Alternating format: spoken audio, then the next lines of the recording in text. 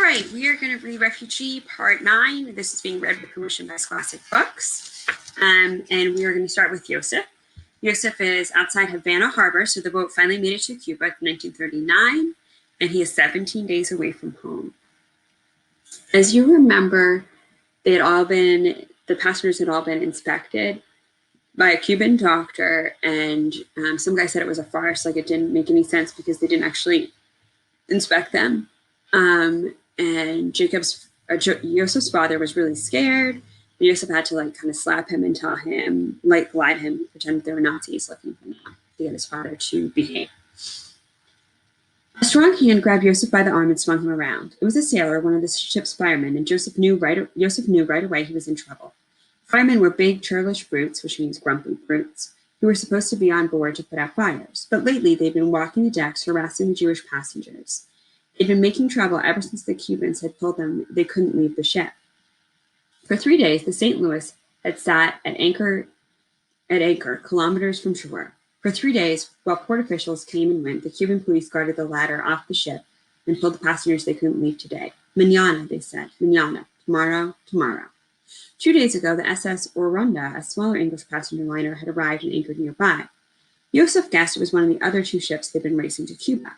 He and the other passengers had watched as launches went to and from the ship as the yellow quarantine flag went up and then down. Then the Oronda had lifted anchor and cruised in the dock to the pier and let off their passengers. Why had they been allowed to dock and not the St. Louis? The St. Louis had gotten there first. Captain Schroeder wasn't around to ask, and the officers and stewards had no answers for the passengers. And then today, the same thing had happened with the French ship SS Flandre. It arrived, anchored nearby, passed quarantine, and docked at the Havana pier and let off its passengers. Now it was sailing back out to sea. The passengers on the St. Louis had grown more and more restless, cornering sailors on deck and berating their stewards at dinner. Yosef had felt the tension mounting all over the ship and the pandemonium threatening to boil over every time the crew dealt with the passengers. It was as suffocating and oppressive as the 100-degree heat. Apparently, Schneider and his Nazi friends had felt the tension too, because that's when the firemen patrols had begun. It was nothing official, Yosef was sure, because the captain hadn't made an announcement. It was just certain members of the crew who had taken it upon themselves to police the ship like they were all back in Germany. For the safety of the Jews, Schneider told them, the same way Gestapo took Jews into protective custody within concentration camps. Another fireman stood beside the one who held Yosef's arm, blocking out the sun. And in between them was Otto Schneider himself. Just the boy we were looking for, Schneider said. You're to come with us. What? Why? Yosef asked, looking up at the 2 big men around him. Yosef felt guilty, and he was immediately mad at himself for it. Why should he feel guilty? He hadn't done anything wrong, but he remembered feeling this way back home too whenever he passed a Nazi in the street. In Germany, just being Jewish was a crime, and here it was too. Your parents' cabin must be searched, Schneider said. Do you have a key? Yosef nodded, even though he didn't want to. These men were adults, and they were Nazis. One he'd been taught to respect, the other he'd learned to fear. The big fireman still had Yosef's arm, and he pulled him toward the elevator. Yosef couldn't believe he'd let himself be caught. He'd warned his little sister Ruthie to avoid the firemen, who loved to intimidate the children on board, and she'd managed to stay out of their way. But he'd lost himself watching the Flandre sail out of Havana Harbor, his back turned to the promenade, and that's when they caught him. Schneider and his firemen hustled Yosef down the stairs. Yosef's stomach sank when he ordered him to open the door to his cabin. Yosef's hand shook as he put the key in the lock. He wished there was some other way, some way he could get out of this, some way he could keep these men away from his mother and father. Otto Schneider reached down and turned the handle from him, throwing the door open. Papa lay on his bed in his underclothes, trying to stay cool in the stifling heat. Mama sat on a chair nearby reading a book. Ruthie, Yosef was glad to see, was still up at the pool. When she saw the men, Rachel Landau stood. On the bed, Yosef's father propped himself up, a look of panic on his face. What's going on here, Mama said. Yosef? They made me bring them here, Yosef said, his eyes wide, trying to warn her of the danger. Yes, Schneider said, spotting Yosef's father. There he is.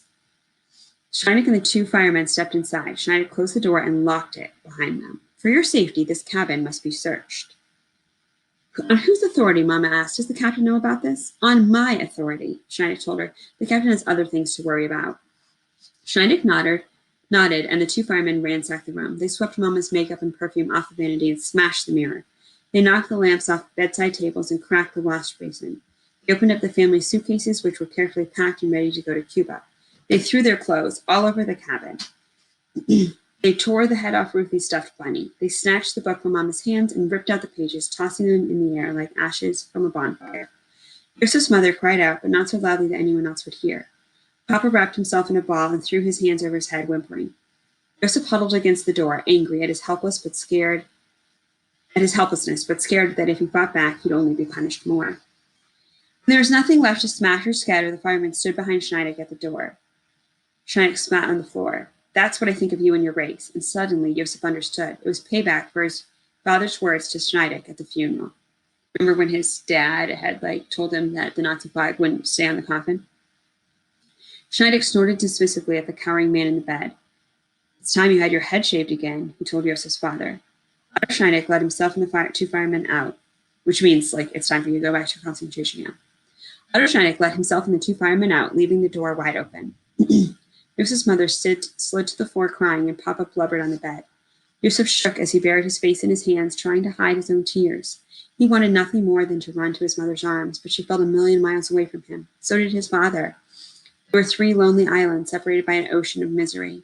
Of all the things Schneider and his firemen had broken, the Landau family was the one thing Joseph wasn't sure they could put back together. You said if I was quiet, if I stood very still, they wouldn't come for me, Papa said. It took Joseph a moment to realize that his father was talking to him. Joseph's breath caught. His father was talking about the medical inspection. And Joseph had scared his father to get him to straighten up. Joseph looked at him, his eyes red from crying. You said they wouldn't come for me. You said they wouldn't send me back. You promised, and they came for me anyway. Joseph felt like his father had slapped him, even though Papa hadn't touched him. Joseph reeled.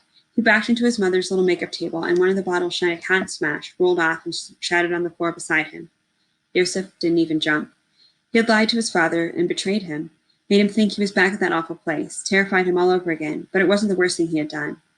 Joseph had made a promise to his father that he couldn't keep.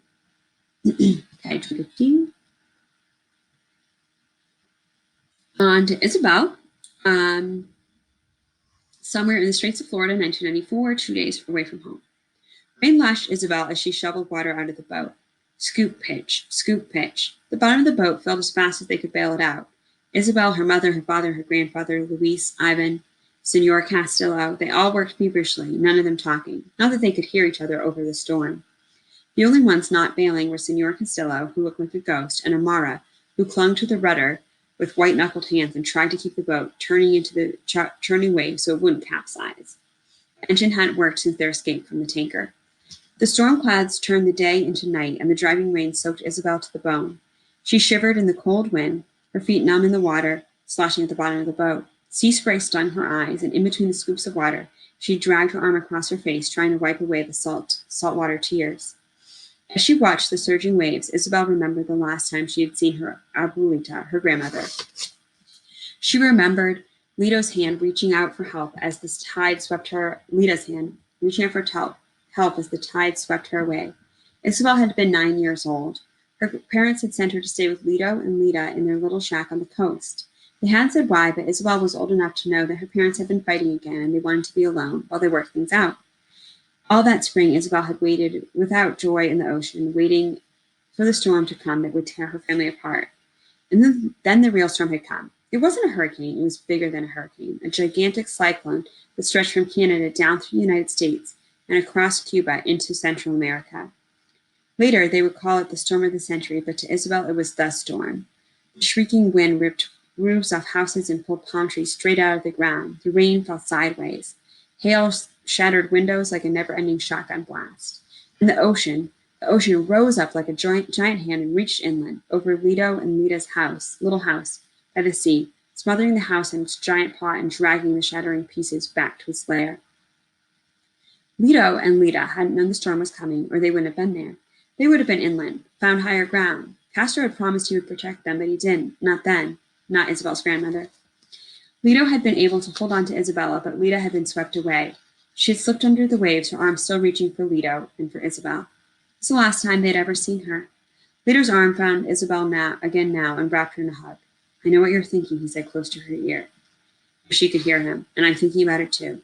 I miss her, Isabel told her grandfather. I miss her too, Lito said every day. Real tears came into Isabel's eyes now. Lito hugged her tighter. That was her song's end, Lita whispered, but ours plays on. Come, keep bailing, or soon we'll be up to our eyeballs. Isabel nodded and went back to scooping water. What if her life was a song? No, not a song. A life was a symphony with different movements and complicated musical forms. A song was something shorter, a smaller piece of life. This journey was a song, Isabel realized, a song cubano, and each part of it was a verse. The first verse had been the riot, the blast of trumpets, the rat-a-tat-tat of a snare drum, and the pre-chorus of trading her trumpet for the gasoline, the piano that gave her song its rhythm, and then the chorus itself, leaving home. They were still leaving home and still hadn't gotten where they were going. They would return to the chorus again and again before they were done. But was that the refrain? How many more verses would there be before they got to the climax of the song? That brash moment at the end of a song cubano that echoed the refrain, and then the coda, whose brief few notes tied it all together. She couldn't think about that now. All she could do was scoop water and pray they didn't drown in the mad conga solo that drummed against the side of their tiny metal boat. Okay, now Mahmoud. He's 11 days from home, somewhere in the Mediterranean Sea, in 2015. He and his family are on a boat, but it's more like a raft, kind of like the rafts you would see people use for whitewater rafting. And they've stuffed it full of tons of refugees. There's no captain. Luckily, they have their life vests, and it got really dark, and it's raining, and it's miserable. Then all of a sudden, there's a big pow, and someone said they hit a rock. The cold water was like a slap in Mahmoud's face. Before he could think, he gasped, sucking in a mouthful of the dark Mediterranean Sea. He tumbled backward, head down in the murky water, his arms and feet thrashing, trying to right himself. Someone else fell on top of him, pushing him deeper down in the water. He choked, coughed, swallowed more water. Bodies tumbled into the water above him, beside him, below him. His knee struck something hard and sharp, a rock. He felt a cold flash of pain that quickly disappeared into blind, senseless terror. He was drowning. The rubber dinghy had burst against the rocks, and he was drowning. Mahmoud kicked, paddled, flailed. His face came out of the water, and he gulped down air. Then a wave washed over him again, and he went down. He kicked his way back to the surface and fought to keep his head above water. Mom! Dad! Mahmoud cried. His yells were mixed with screams and cries of the other passengers who had made it back to the surface. All around Mahmoud, survivors thrashed and gasped, swamped by the choppy waves. There was nothing left of the dinghy. The engine had dragged the rest of it down. Mahmoud saw something bobbing in the water and bobbing along in the water, glowing. A cell phone. It was sealed tight in his plastic bag, the air keeping it afloat. Mahmoud swam for it, ducking a wave and pawing the bag into his arms. The glowing phone screen said 2:32 a.m. Help! Help! Mahmoud's mother sobbed, her voice recognizable in the chaos. Mahmoud spun, oriented himself, and frog-kicked his way through the waves toward the shape he thought was his mother. He picked her pink headscarf out of the whirling pandemonium. He saw that she was fighting to lift something out of the water. Hana. Mahmoud swam to his mother. Hana was crying. She was alive, but it was all Mahmoud's mother could do to keep the baby in her own face above the relentless waves. One or the other of them was going to drown. Mahmoud put his arms around his mother and tried to kick her and Hana both to the surface, but half the time he felt like he was dragging them down with him. Fatima! Mahmoud! He heard his father cry. Mahmoud turned to see his father with Walid in his arms. The life preservers are useless, he roared, his head appearing and disappearing behind the waves. They're fakes! Fakes? Mahmoud was furious, but his anger quickly faded. Every ounce of his energy was focused on kicking and swimming. If he stopped, he and his mother and sister would drown. There were other people around them, yelling, searching, fighting to stay afloat. But as far as Mahmoud was concerned, his world was 4 meters round. Where did they go from here? How did they get out of the sea and onto dry land? They were lost in the stormy Mediterranean Sea in the middle of the night. Their dinghy was sunk, and though it had run into rocks, there wasn't any land in sight. They were going to die here, all of them. Mahmoud breathed in seawater through his nose and hacked it up. He fought to breathe, and the waves lapping over him, and the rain and spray still lashing his face. But his baby sister's cries refocused him. He could not lose her. He couldn't lose any of them. They came together in the water, Mahmoud and his mother and father, all of them helping Hana and Walid and each other stay afloat. Other families and groups did the same, but eventually the little groups drifted apart from each other, none of them knowing which way they were supposed to go. All they could do was stay on top of the next wave, and the next wave. Kick off your shoes, Mahmoud's father told them, anything to lighten you. Time passed. The rain stopped. The waxy moon even peeked out from behind a cloud. Waxy means growing. But just as quickly it was dark again, and the cold wind and salty spray and the swelling sea still tormented them. Mahmoud's legs were numb with cold and exhaustion. They felt like two lead weights as he struggled to lift and churn to stay afloat. His mother had been quietly sobbing for what seemed like forever. Her arms no longer held Hannah above water, but just on top of it, like she was pushing along a tiny barge. Mahmoud's father did the same with Walid, trying to save his strength. Hannah had gone as quiet as Walid, and Mahmoud wondered if they were still alive. He couldn't ask. He wouldn't. If he didn't ask, he couldn't know for sure, and as long as he didn't know for sure, there was a chance they were still alive. Mahmoud slipped beneath the waves once more, longer this time. It was getting so hard to come back up again. He rose again, pushing air out of his nose, but he was tired, so very, very tired. He wished for a respite from the swimming, just a moment to sit without working his arms and legs, to close his eyes and go to sleep. Water was sloshing in and out of Mahmoud's ears, but he thought he heard a drone just above the howl of the wind. In Syria, that sound would have sent him ducking for cover, but now it made his eyes widen. His legs kicked just a little harder, a little higher, and there, coming at them out of the darkness, another dinghy full of people. Mahmoud and his mother and father waved their arms and cried out for help. At last, the people on board saw them, but as the dinghy came closer, it didn't slow down. They weren't going to stop. The front of the dinghy chomped past Mahmoud, and he lunged for one of the handholds on the side. He caught it and grabbed his mother before the dinghy pulled him away. He swung Mom to the side of the dinghy, and she grabbed hold, the weight from it almost swamping Hannah. Behind them, Mahmoud's father also reached for the dinghy, but missed. It turned along, bouncing in the chop, and Mahmoud's father and brother disappeared into darkness. Dad! Dad! Mahmoud cried, still holding on to the dinghy. Let go! A woman in the dinghy yelled down at him. You're dragging on us. Let us in, please, Mahmoud begged. It was all his mother could do to hang on to the dinghy and to Hannah. We can't. There's no room, a man inside the dinghy yelled. Please, Mahmoud begged. We're drowning. I'll call the Coast Guard for you, a man said. I have their number on my phone. A man reached down and tried to pry Mahmoud's hand from the dinghy. You're tipping us. Please, Mahmoud cried. Please take us with you. No room. At least take my sister, Mahmoud begged. She's a baby. She won't take up any room. That caused much yelling and discussion on the boat. A man tried to pry Mahmoud loose again, but he hung on. Please, Mahmoud begged. A woman appeared on the side of the boat, her arm reaching down for Mahmoud's mother, reaching for the baby. Mahmoud's mother lifted the little ball of the wet blanket up to the woman. Her name is Hannah, she said, struggling to be heard above the roar of the engine and the splash of the waves. Someone finally pried Mahmoud's fingers off the side, and he slipped into the water and tumbled into the dinghy's wake. When he came up, he saw that his mother had let go of the dinghy too. She was crying great howling tears and tearing at her clothes. Mahmoud swam over to her and wrestled her hands into stillness. She put her head on Mahmoud's shoulder and sobbed. Mahmoud's sister was gone, and so were his father and brother. And just the end of that section. Don't worry, we'll read more next time. That's the end of part 9. Oh, we read from page 147 to 163.